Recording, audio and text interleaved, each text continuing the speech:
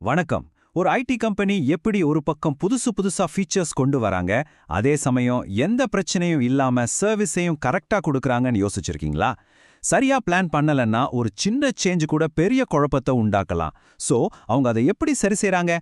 அத பத்தி தான் இந்த பகுதியில நம்ம பார்க்க போறோம். இந்த ஒரு வரியில தான் மொத்த விஷயமே அடங்கியிருக்கு. இதுதான் ஒவ்வொரு ஐடி டீமோட பெரிய சவாலே. அதாவது வேகமாவும் வேலை செய்யணும், ஆனா அதே நேரத்துல திடீர்னு சிஸ்டம் டவுன் ஆகுற மாதிரி ரிஸ்கையும் கண்ட்ரோல் பண்ணணும்.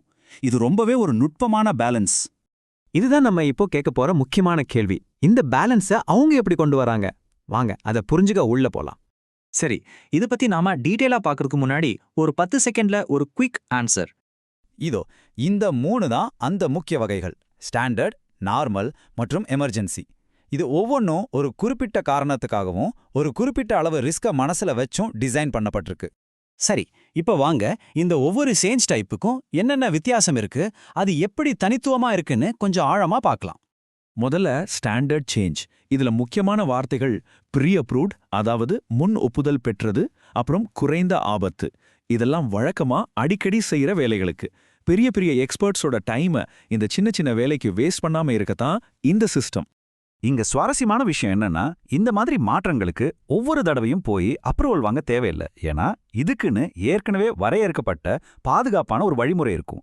பாஸ்வேர்டை மாத்துறது இல்ல ஒரு புது எம்ப்ளாய்க்கு சாஃப்ட்வேர் ஆக்சஸ் கொடுக்கறது மாதிரியான வேலைகள்லாம் இதுக்கு நல்ல உதாரணம். பாருங்க, இந்த ஒரு வரி ஸ்டாண்டர்ட் சேஞ்சோட மொத்த சாராம்சத்தையும் தெளிவா சொல்லிருச்சு. சிஏபினா என்னன்னு கேக்குறீங்களா? அது சேஞ்ச் அட்வைசரி போர்டு. இவங்களோட வேலையே பெரிய சிக்கலான மாற்றங்களை அனலைஸ் பண்றது தான். சோ அவங்க நேரத்தை இந்த மாதிரி சின்ன விஷயங்களுக்கு செலவு பண்ண தேவையில்லை. அடுத்தது நார்மல் சேஞ்ச்.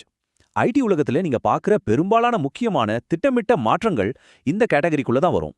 இது ரொம்பவே பொதுவான ஒரு சேஞ்ச் டைப். இங்க ரொம்ப முக்கியமான விஷயம் என்னன்னா, இது ஒரு முறையான ப்ராசஸை ஃபாலோ பண்ணும். ஒரு சேஞ்ச் பண்றதுக்கு முன்னாடி அதனால என்ன ரிஸ்க் இருக்கு, என்ன பாதிப்பு வரும்னு அனலைஸ் பண்ணி அப்புறம் தான் சிஏபி கிட்ட அப்ரூவலுக்கு போகும். ஒரு புது அப்ளிகேஷனை கொண்டு வர்றது இல்ல ஒரு முக்கியமான சர்வரை அப்கிரேட் பண்றது மாதிரியான வேலைகள்லாம் இதுக்கு நல்ல உதாரணம்.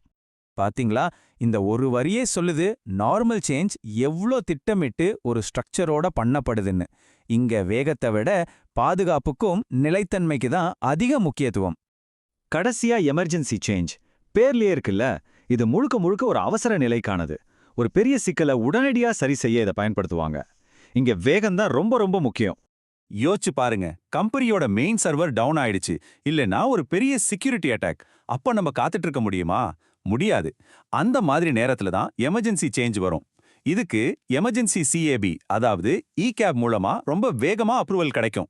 பிரச்சனை சரி செஞ்சதுக்கு அப்புறமா இது ஏன் நடந்தது, இனிமே நடக்காம இருக்க என்ன பண்ணலான்னு ஒரு முழுமையான ரிவ்யூ பண்ணுவாங்க. அப்போ எமர்ஜென்சி சேஞ்சோட தத்துவம் ரொம்ப சிம்பிள். வேகமா வேலை செய், சர்வீஸை திரும்ப கொண்டு வா, அதுக்கப்புறம் ரிவ்யூ பண்ணு. இது நெருக்கடியை சமாளிக்க ஒரு பிராக்டிக்கலான வழி. சரி, இப்ப இந்த மூணையும் பக்கத்துல பக்கத்துல வச்சு கம்பேர் பண்ணி பார்ப்போம். அப்பதான் வித்தியாசம் பளிச்சுன்னு புரியும். இந்த டேபிளை எல்லாத்தையும் ரொம்ப அழகா விளக்குது பாருங்க. முதல்ல ரிஸ்க பாருங்க. ஸ்டாண்டர்டுக்கு ரொம்ப கம்மி, நார்மலுக்கு கொஞ்சம் அதிகம், ஆனா எமர்ஜென்சிக்கு ரொம்ப ரொம்ப அதிகம். அதே மாதிரி அப்ரூவல் ப்ராசஸும் ஒன்னுக்கு முன் ஒப்புதல், இன்னொன்னுக்கு முழு சிஏபி ஆய்வு, மூணாவதுக்கு அவசர இசிஏபி.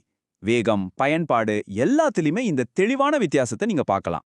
சரி, தியரி எல்லாம் பேசிட்டோம். நிஜத்துல ஒரு கம்பெனில இது எப்படி வேலை செய்யுதுன்னு பார்க்கலாமா?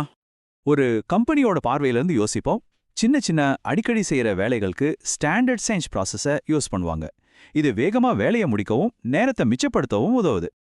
அடுத்ததா ஒரு புது சாஃப்ட்வேர் ரிலீஸ் இல்ல பெரிய அப்கிரேட் மாதிரி திட்டமிட்ட வேலைகளுக்கு முறையான நார்மல் சேஞ்ச் ப்ராசஸை தான் ஃபாலோ பண்ணுவாங்க. இது ரிஸ்கை குறைச்சு எல்லாமே கரெக்டா பிளான் பண்ணிருக்கான்னு உறுதிப்படுத்தும்.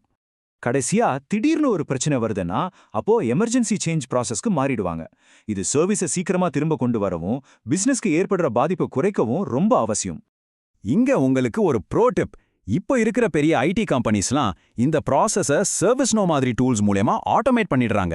இதனால ஒவ்வொரு சேஞ்சுக்கும் சரியான ரூல்ஸ், சரியான அப்ரூவல்ஸ்னு எல்லாமே ஆட்டோமேட்டிக்கா ஃபாலோ செய்யப்படும்.